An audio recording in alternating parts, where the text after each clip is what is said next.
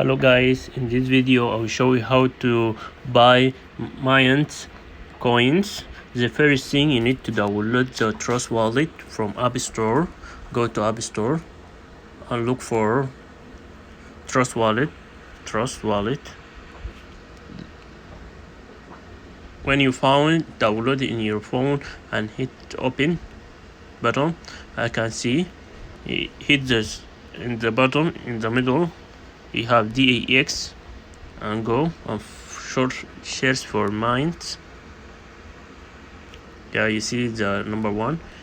And how do you buy? You buy with Ethereum. It's the Ethereum. How you get the Ethereum? You need to have the Binance app. Go to